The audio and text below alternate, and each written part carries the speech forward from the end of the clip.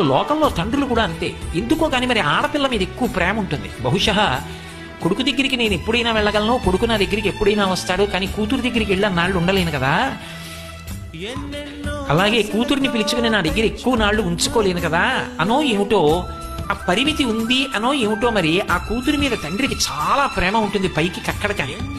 కూతురు కూడా అంతే. ఎందుకని అంటే ఓ చమత్కారం ఉంటుంది.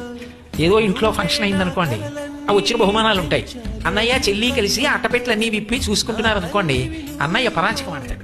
ఏమంటాడంటే ఇవన్నీ మాకు వచ్చినవి, నీకెందుకే ఇవన్నీ, ఏమైనా మంచి ఉంటే పట్టుకోదామనే అంటాడు. ఎవరు? ఇద్దరూ కలిసి ఆ ఇంట్లో పుట్టిన వాళ్ళు. నోరు ముయ్యరా, నాకేం అక్కర్లేదు, మీ బావగారు నేను అడిగితే బోల్డ్ అని కొని పెడతారు అని పొడుచుకు చెప్తుంది.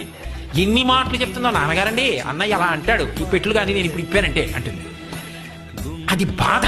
ఈ ఇంటి పిల్లని అంత మాట అంటారా అని. అదే అమ్మా అవన్నీ విప్పి చూడరా, ఆ బీరువా తీరా అన్నారనుకోండి, ఎంత పొంగిపోతుందో. పిచ్చి తల్లి ఆ అమ్మాయికి ఎందుకండి, ఇచ్చినా పట్టుకెళ్ళదు. కానీ ఆ స్వాతంత్రం తీసేస్తే తట్టుకోలేదు ఆడపిల్ల. లోకంలో తండ్రులు కూడా అంతే. ఎందుకో కానీ మరి ఆడపిల్ల మీద ఎక్కువ ప్రేమ ఉంటుంది. బహుశా కొడుకు దగ్గరికి నేను ఎప్పుడైనా వెళ్ళగలను, కొడుకు నా దగ్గరికి ఎప్పుడైనా వస్తాడు, కానీ కూతురు దగ్గరికి వెళ్ళి నాళ్ళు ఉండలేను కదా.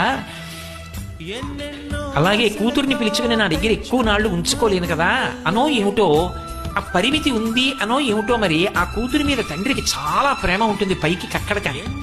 కూతురు కూడా అంతే. ఎందుకని అంటే ఓ చమత్కారం ఉంటుంది.